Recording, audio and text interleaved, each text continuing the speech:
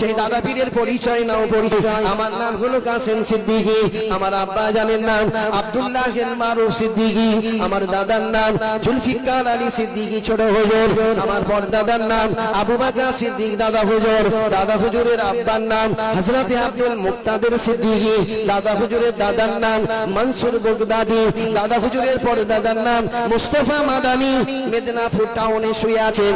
দাদা হুজুরের পরে দাদা শেরে মাস্তান হারে বারেশা, দিল্লির জামে মসজিদের সিঁড়ি তলায় শুয়ে আছেন। দাদা হুজুরের পরে দাদা হযরত হাসান বসরি ইরাকের জমিনে কারবালাতে শুয়ে আছেন।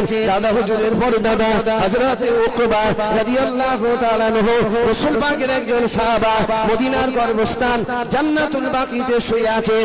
দাদা হুজুরের পরে দাদা হযরত উকবা রাদিয়াল্লাহু তাআলা আনহু, দাদা হুজুরের পরে দাদা হযরত জুনাইদ রাদিয়াল্লাহু তাআলা আনহু, দাদা হুজুরের পরে দাদা হযরত খুবাইব রাদিয়াল্লাহু তাআলা আনহু, দাদা হুজুরের পরে দাদা আমার রাসূল পাকের প্রধান সাহাবা হযরত আবু বকর সিদ্দিক। জোরে বলুন না সুবহান।